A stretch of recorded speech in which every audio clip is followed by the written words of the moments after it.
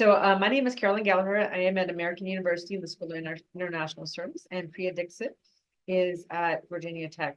And we are going to talk about a paper that we just had published in the Public Eye, which is published by Political Research Associates, which is a group that looks at threats for democracy. It's based in Massachusetts. It's been in business for a very long time. And this paper is called County Capture: The Role of Militias in County Governments in Central and South Side Virginia.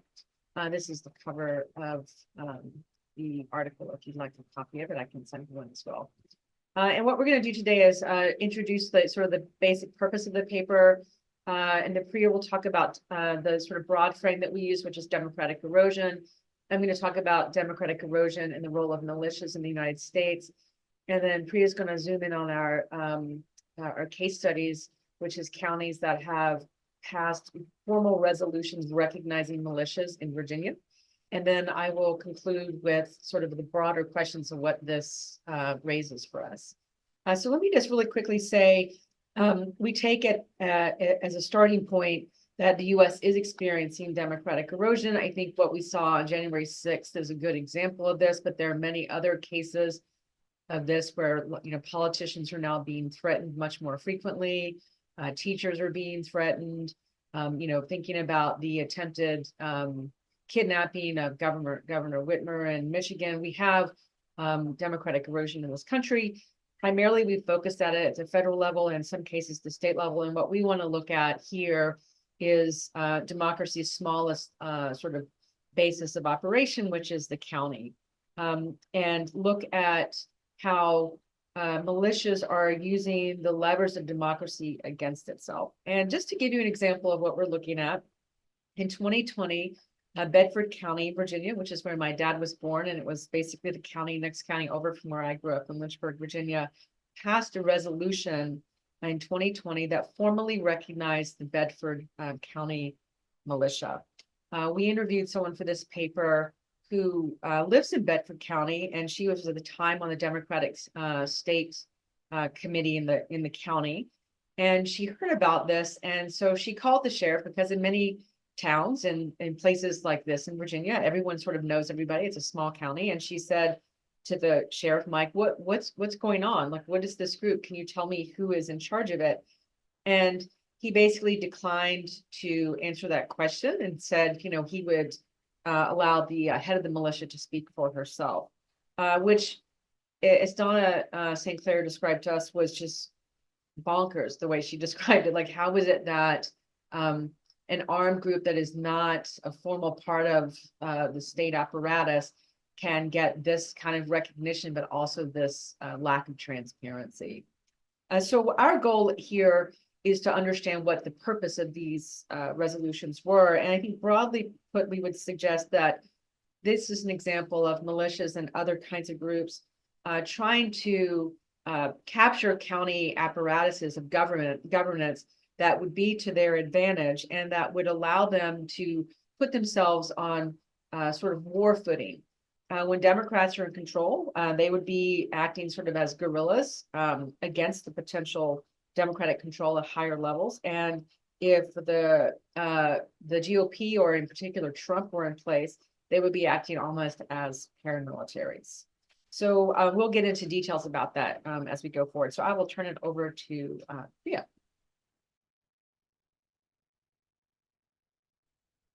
Thanks, Carol. And I'm Priya, I'm political science at Virginia Tech, and I will just go quickly through our conceptual theoretical framework. In this particular project, we note that democratic erosion, as Carol just said, is a process by which a variety of actors, from officials to outside activists, use legal means to undermine parts of democratic governance. So in here, we include things like, we look at things like free and fair elections, individual rights, formal checks and balances, and so on, sort of become undermined over time. More recently, we've realized that scholars have used the concept of democratic erosion to explain political trends in established democracies. And this is especially the case after Donald Trump began weakening democratic norms in the US, which is considered to be the world's oldest continuous democracy, this concept has been used to study events in the US as well, which is kind of where we place this particular project. As we know, in the last few months in office, Trump invited the Proud Boys to, quote, stand back and stand by. When he was asked to condemn the group at a presidential debate, he pressured Vice President Mike Pence not to certify the 2020 Electoral College, and he waited hours before calling off supporters who stormed the Capitol on January 6th. And while Trump's efforts undermined electoral politics, we look at, as Carol pointed out, the very local aspects of this. We say that democratic erosion can also target individual rights, minority groups, and sort of checks against what de Tocqueville called the tyranny of the majority. And we say that these erosions can occur in places that continue to have ostensibly free and fair elections. So we have this combination of elections occurring, but at the same time, declining rights. And this is overall conceptualized within the framework as illiberal democracy, as we all know. And we say that a lot of organizations that track democratic erosion measure it more at the national level, but it can also happen at the level of states or counties and can exist even when the federal government remains sort of democratic with a small d democratic.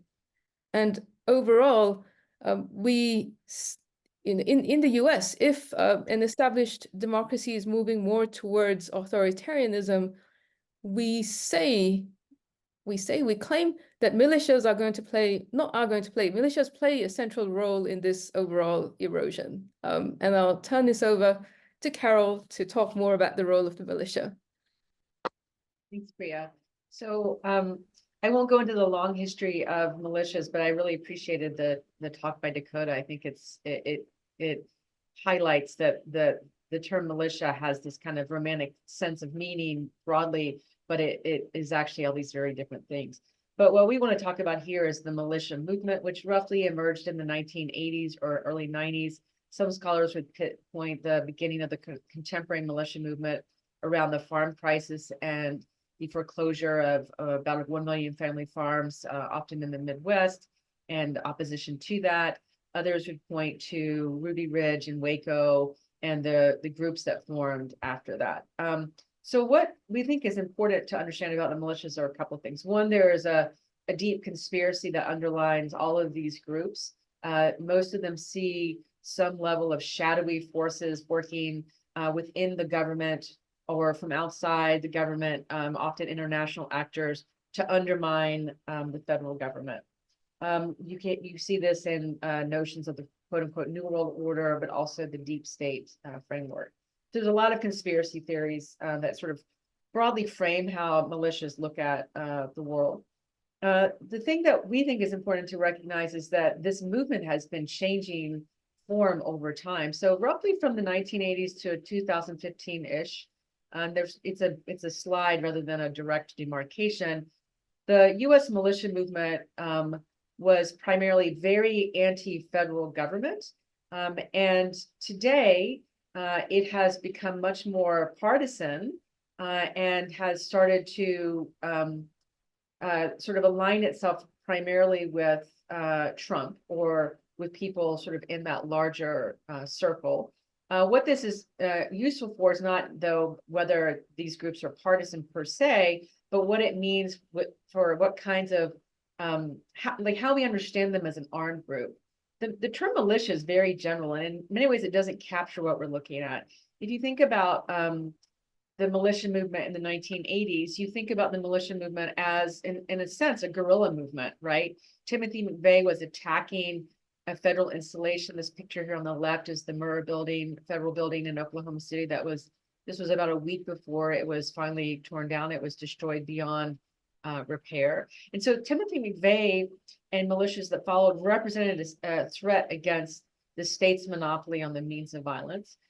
In January 6th, we now see that militias are actually acting on behalf of, at the time, a sitting president. And as Dakota noted, they hoped that Trump would call up the Insurrection Act and make them legal. So if you step back and step outside of American history only and think about how do we classify armed groups, we often classify them at a base level as anti-government or pro-government, guerrillas, insurgents, or paramilitaries. What we are seeing, we think, in the United States is a shift in the militia movement from a more guerrilla stance to a shifting stance that depends on who is power. So in a sort of guerrilla stance, if Democrats are in power, and in a more paramilitary stance or pro-state group, if Trump is in power.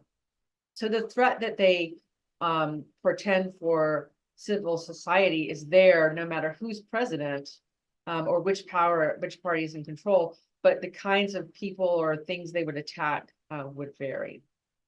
So what we'll do now is I'll turn it back to Priya and we can talk about our case study in Virginia. And Priya, just let me know when you want me to move through the slides. Sure. Could we please? Yes, thank you.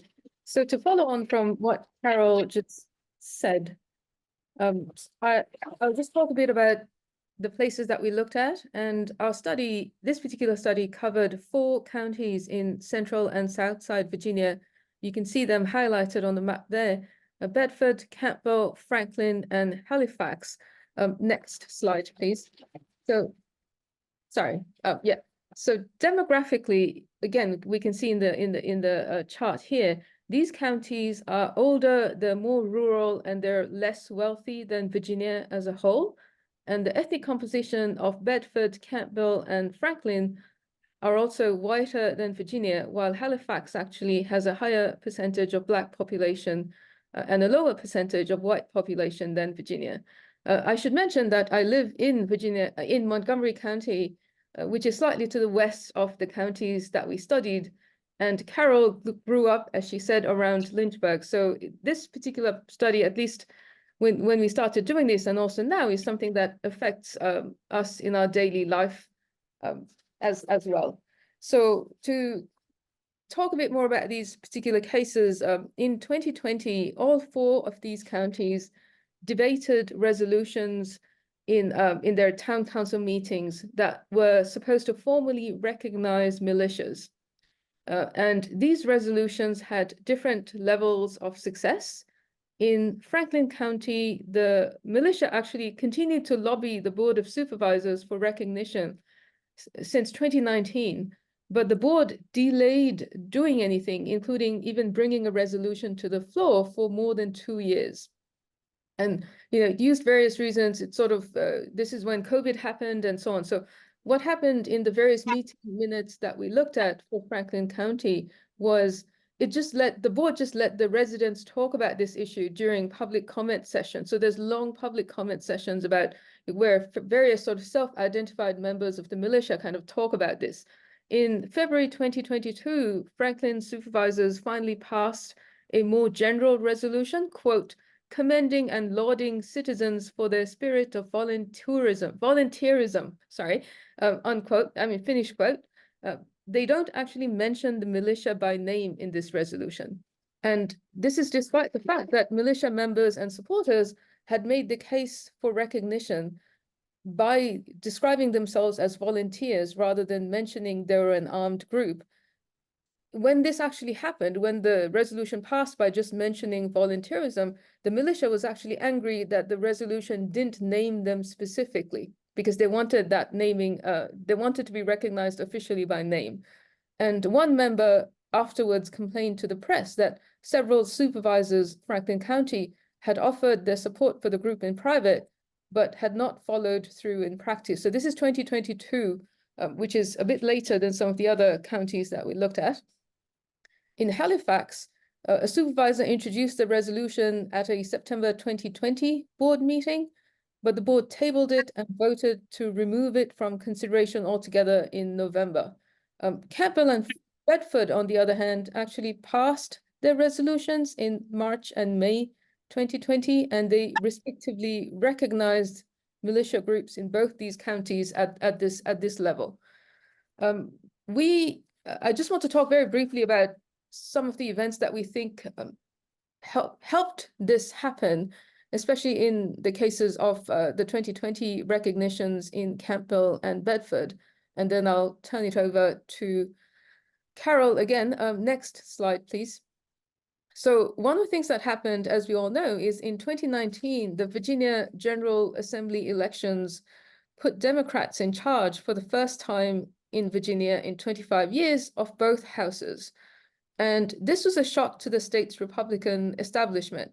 So when Bedford's Board of Supervisors met to discuss their resolution recognizing the militia in April 2020, the Republican supervisor said the resolution was necessary because, quote, Richmond is trying to take away our Second Amendment rights, end quote. We did not find anything in the meeting minutes of these 4 counties that indicated formal external coordination behind these resolutions, but the timing and the sequence of the introduction suggests that there was some kind of informality in terms of harmonizing efforts. And one of the groups that we looked at, that we encountered in our research, the Virginia Citizens Defense League, seemed to have a fairly important role to play in these harmonizing of efforts, as it were. We've come to realize that the Virginia Citizens, thank you, Defense League is relatively widespread in Virginia, and it's a gun rights group that the Southern Poverty Law Center describes as being to the right of the National Rifle Association. And the militia resolutions in these counties, as well as in some of the others in Virginia, actually followed very closely on 2 main efforts, which were pushed by the VCDL shortly after the 2019 election. The first of this was the Second Amendment sanctuaries, during which, during a 2.5-month period, just after the election, local governments around Virginia, including the ones that you can see on the map here, passed what they call the Second Amendment sanctuary resolutions. And all the counties that we looked at were amongst them. Again, this is symbolic in terms of legality, but it was very well organized and managed by the VCDL in this case. And one of the things we saw was the Bedford board meetings from December 2019. This drew almost 1,000 residents when they were talking about this particular Second Amendment sanctuary resolution. And the sheriff of Bedford County supported the resolution when it was brought to the floor. And the local resident who was there and who requested anonymity to avoid reprisal, because again, small town, everybody knows each other, told us that the sheriff, quote, indicated that he has let the militia do what they have to do, that he will let the militia do what they have to do, and he wouldn't take orders from the governor to curtail them. So after this election, this is what the person told us. The second effort that the VCDL was involved in was its connection to the annual Lobby Day in Virginia. And in 2020, they planned a gun rally, which coincided with the General Assembly's Lobby Day. And after this, a lot of the militia resolutions came shortly after this 2020 Lobby Day. And again, the VCDL does not publicly acknowledge spearheading these resolutions, but we think it's likely that they were involved because of similar tactics and the timing. The resolutions have almost similar language throughout. There's official recognition of armed self-proclaimed militia groups. They have, sorry, thank you, Carol. So this is from the website of the Campbell County Militia at the moment, and most of these, like the Second Amendment sanctuary resolutions, they kind of push similar kinds of language, especially in terms of using legal sort of quote unquote sort of legalese to explain what they think that they're doing. And we talked to Mary McCord, who's the executive director of the Georgetown Institute for Constitutional Advocacy and Protection. And she explained in an interview that Virginia law actually lays out strict parameters for militias operation. They're supposed to be subordinate to civil power, as Dakota pointed out with other cases as well, and should not exist during peacetime. Virginia also has an anti-paramilitary law that prohibits some of these actions, but none of these laws are actually being enforced on the ground.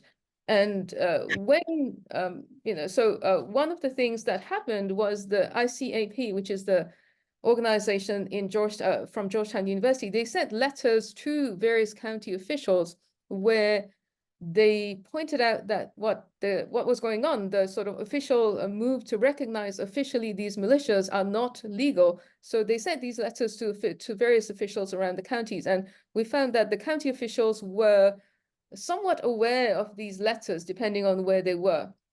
local news outlets indicate that supervisors read this letter, and the chair of Bedford's board at the time, he told a reporter that McCord was a, quote, leftist who should, quote, stay the hell in Georgetown.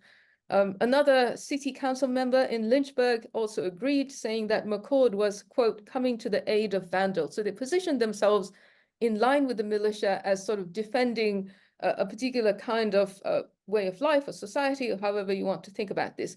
However, the one county that did not pass the resolution, Halifax, the supervisors there appear to have taken the memo more seriously, and one of the supervisors explained his reluctance to support the militia resolution in Halifax by pointing to Wisconsin, where Kyle Rittenhouse has answered a militia muster call, and he specifically mentioned the letter, as well as he noted that Kenosha, the place, was now at risk of facing lawsuits, sort of making the claim that he didn't want that to happen for Halifax. And I'll hand it over again to Carol to discuss this in a bit more detail. Thanks, Priya. So I think the way we tried to understand all of this was to sort of ask, what does it mean? Because if you look at the resolutions, and I'll go back to them in a sec, not so that you actually read them, but they're just a mishmash of things. You know, every red line here is a reference to something in the Constitution or a legal statute in Virginia. You know, it's overly formalistic, and but otherwise it's very unclear. So it looks like kind of really on firm legal standing just by the fact that it's citing all of these different things in Virginia code and statutes in the Constitution and the U.S. and Virginia constitutions, but it's not. It doesn't really make sense at the end of it, and it doesn't say a whole lot, but it provides a veneer of legitimacy. So the question really that I think we had to come down to at the end of it was, is this just a performative thing, or is it a real threat here?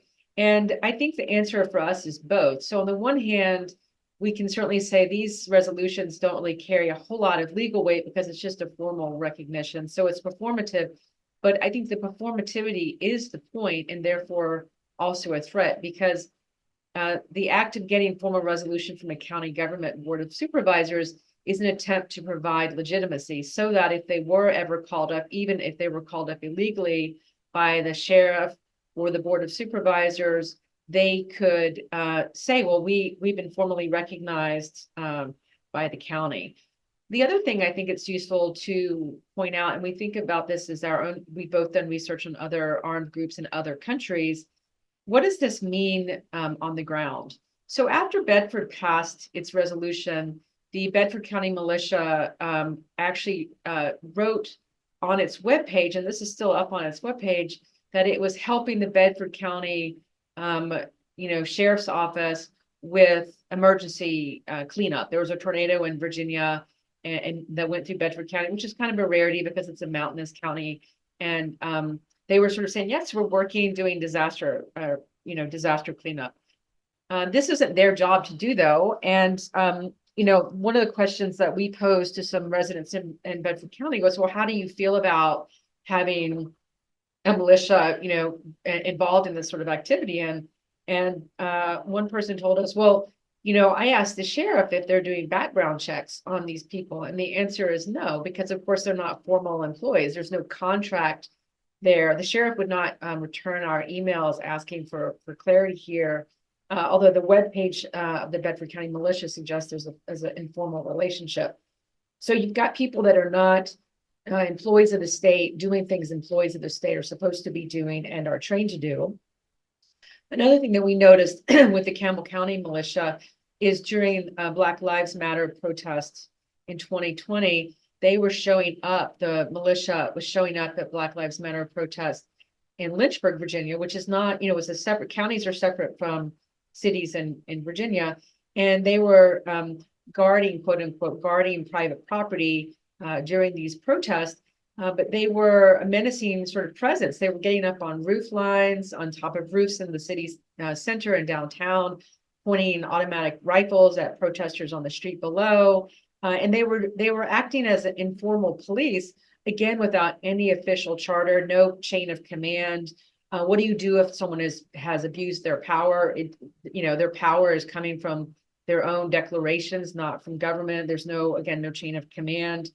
And they have the power to move around in ways and to be threatening in ways with a sort of a veneer of legitimacy that the average person does not. We also think that it's important to recognize if you go and have been to places where paramilitaries are running the show at the local level. I'm thinking of Northern Ireland, whether you're in a Republican neighborhood or a loyalist neighborhood. It's not a pretty thing to have to deal with power sources that you have no formal checks and balance against. The other thing that we find interesting is what's going on with these groups today since the 2020 election has passed. This, by the way, is the sheriff in Bedford. So we have a kind of theory of what's happening here. And again, this will only be able to sort of prove as time rolls on. But we see these groups right now, they have the formal veneer of legitimacy because of the resolutions. They're laying low, but they're also going to great pains to present themselves as community focused. So, they actually go to, fairs and other places, and they can sell you tomato saplings from the Campbell County Militia. They're presenting themselves as a civic organization, although they are not engaged in any real civic work that we've been able to find. So they're trying to present themselves as non-threatening, but they're continuing to muster and train. These are pictures both from the Campbell County Militia's webpage. And the question then sort of we have to ask is, well, what are they mustering for and training against? And based on the rhetoric at the time they formed and when they're formally recognized, this was very much put into partisan terms, which was not the way the militia movement used to be. I mean, Timothy McVeigh, for example, was suspicious of all entities in the federal government. It didn't matter if they were Republican or Democrat. Militias increasingly seem to be aligning themselves, at least in Virginia, with Trump. And so the question is, are they, preparing as almost an insurgent group in case Trump loses the election, or if Trump were to win the election and a Republican were to stay in power in the government, would they then act as a paramilitary force on behalf of these actors? So I think there's a lot of questions that come out of this. We think that performativity is important, and it has it could have real effects on the ground, even if it's just performative, meaning those resolutions don't provide any real or clear power to militias. They give them the veneer of that legitimacy. And I think Dakota, you had talked about the constitutional statutes, and it's like Virginia has a very clear constitutional statute, anti-paramilitary statute. These groups are not allowed to operate or muster during peacetime, and they're not allowed to self-muster. They're only supposed to be called up by the governor or the president. And these statutes have been on the books, for a very long time. They've never been enforced. And so the question really is, how does civil society deal with this? I mean, at this point, how do you get the Board of Supervisors to do something? You can't, because they've jumped into formally recognizing them contra the statutes of their own state. How does civil society deal with this? So I think we'll leave it at that and stop sharing the screen. Thank you.